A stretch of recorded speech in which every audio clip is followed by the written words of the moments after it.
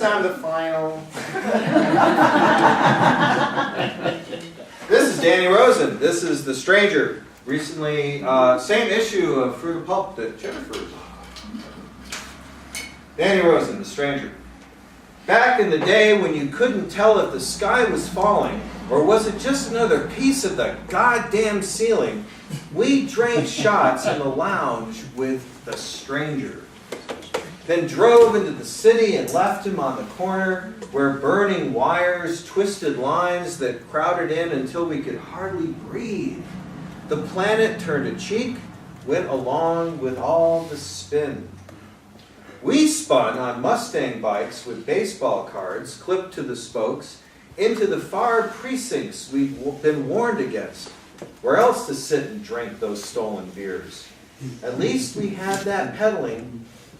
Back doors had our ears, shadows cracked in the slightest gaps, flags menaced only at half staff, and by God you took off your hat for the supper shake.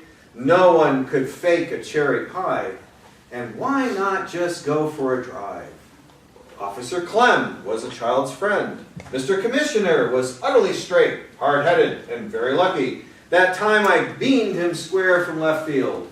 You in the stands, cheering as I struck out again, sitting quiet when I doubled down the line. No one questioned the brown bag at your feet. The heat was just the sun.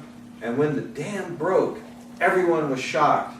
Those in the small houses, those in the big houses, those in the houses that floated down the valley, just held on tight, blaming no one.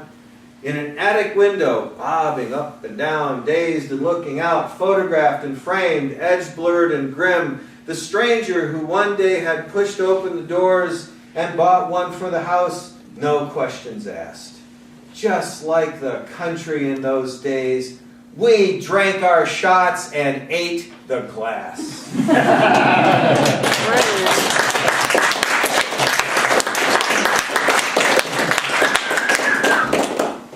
And now, Bill Wright, from his book, Cosmonauts.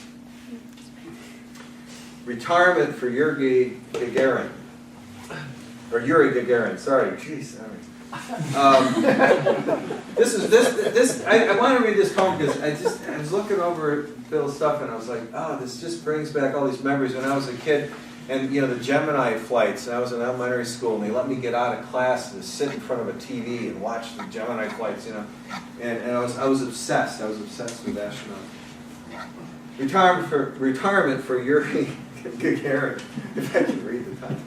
There was a time when a sailor, say, could turn his back on the sea, pick up an oar, and walk inland for no more than a day before someone would ask, "Hey, what's that on your shoulder? What do you have there?" And no, it was safe to stop.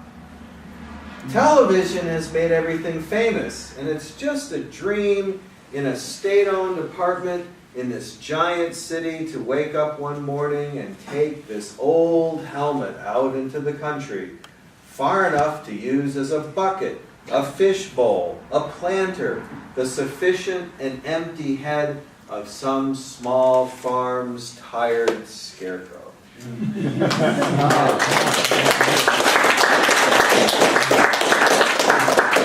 I am a sucker for mythology. Good stuff. All right, speaking of mythology. This is from Luis Lopez's new book. And this is Pegasus. Of the wells, Pegasus means of the wells. Strange name for a horse with wings. Father Poseidon, god of oceans, mother Medusa of the once beautiful hair. When Perseus cut off her snake-infested head, out grew Pegasus, born of the blood. Full grown, wings outspread, moon-shaped hooves pawing the ground, hoof marks filling with water, moon according to the old books, source of water, these becoming the lakes of Mount Helicon. Bellerophon tamed Pegasus, rode him to conquer the Chimera, victory going to his head, decided to ride Pegasus to the heavens, storm Olympus, Pegasus bucking him off, Bellerophon falling to the underworld, Pegasus on to Olympus, welcomed by Zeus, who gave him a job. Became Zeus's, oh no, I don't want to think about this, pack horse, keeper and protector of Zeus's thunderbolts, bringers of rain, water, Pegasus of the wells.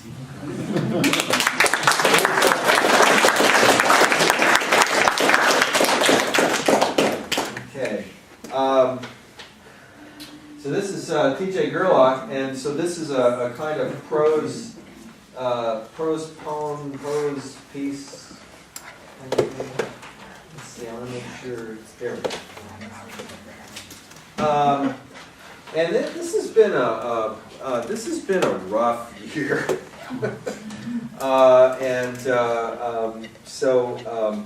Yeah, I was like, yeah, let's read this. This is just like, wow, you know. So T.J. Gerlach, How to Bury a Dead Father. Go home. Do not go by plane.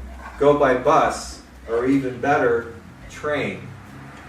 If you go by car, be sure that it's a borrowed one. Say no to a coffin, its surface smooth and sleek as a desk. Say no to cremation.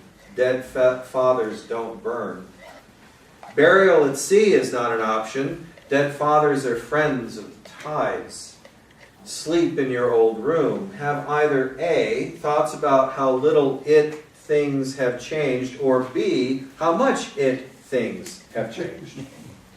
Remember how on holidays the dead father was a big one for leaving notes from Santa Claus or the Easter Bunny. Wonder at the fact that there is no note now. Do not light votives. Do not wear black. Do not indulge in ritual. Dead fathers take ritual to the woodshed. Drink in a place that serves beer in 6-ounce glasses and where a popcorn machine glows in the corner where a jukebox should be. A place guaranteed to make home feel better. At your dead father's house, spend some time in the garage. Your father was not a car guy. Wonder why this is the room that smells most like him.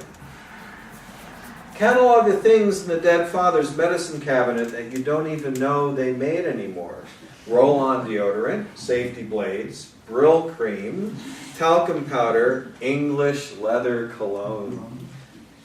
Speculate that the dead father may have been the last remaining male in America who carried a comb in his back pocket.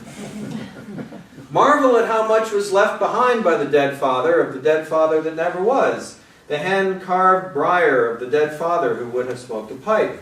The binoculars of the dead father who would have watched birds. The untouched toolbox of the dead father who would have built things. Dare to sit in the dead father's armchair. Feel the puffy, fake leather where the dead father fell asleep each night watching TV.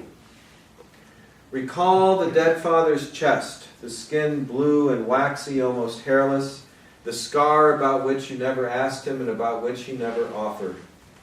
Note that the dining room table was used for bills and taxes as a way station for Christmas lights, either coming or going for small broken appliances and science fair projects, but never, except on Thanksgiving, for food.